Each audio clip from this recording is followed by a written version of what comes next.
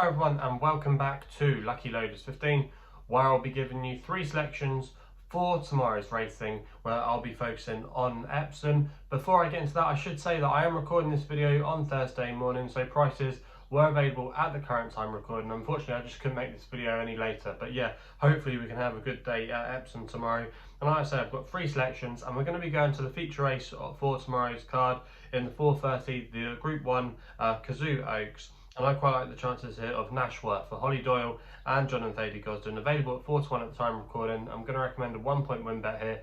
Now this horse Nashwa is a really interesting filly. Last time we saw her, she won a good listed race at Newbury, which has actually been a good race for fillies over the years, top class fillies that is. CF Class, I remember, won it a couple of years ago for William Haggis, and there's been some other good winners of the race in recent years. She put her rivals to bed very easily in that race, and I don't think she was personally out of second gear, and I think there's definitely a lot more to come. I think she won't mind the step up and trip as well.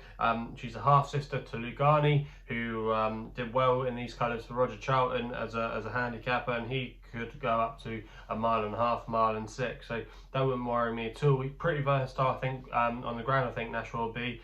A lot of people have been saying, oh, if it got on the soft side, that would maybe be against her, but I don't know.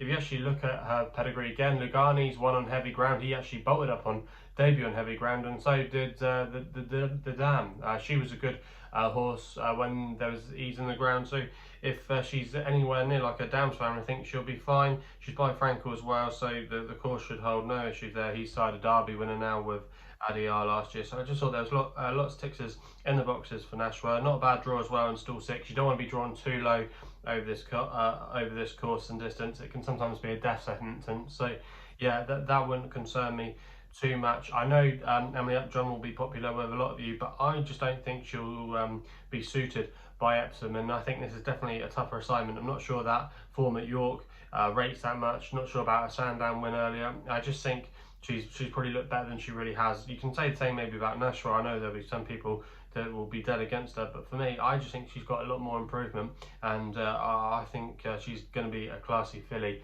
and I think she can take a step forward here and get a Group 1 under her belt.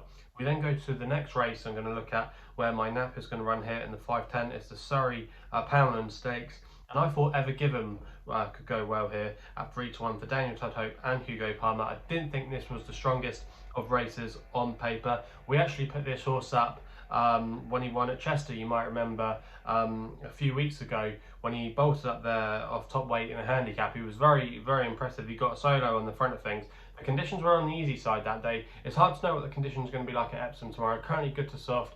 I had a look at the weather this morning, and I don't think there's going to be any rain today or tomorrow, so it could dry out. But if it is riding maybe on the slow side of good, I think that'll still be perfect ground for him.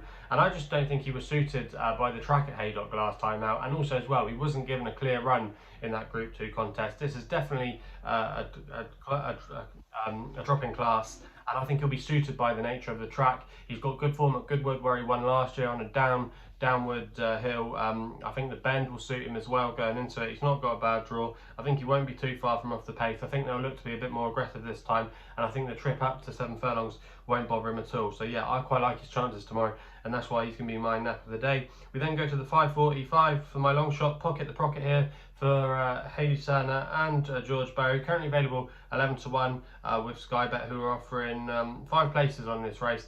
Going to recommend a 0.5 each way selection here. Now I thought Pocket the Profit could be worth a chance here. I know some people have been disappointed by his recent runs, but I just ultimately don't think Newmarket is his track on the Rolling Mile, and I think coming to a track like Epsom will definitely suit him, and he won't mind a little bit of ease and conditions, and he probably wants to step up in trip as well to 7 furlongs. He's been versatile over all kinds of trips when he went on that great winning streak for George Bowie back in the winter and the autumn.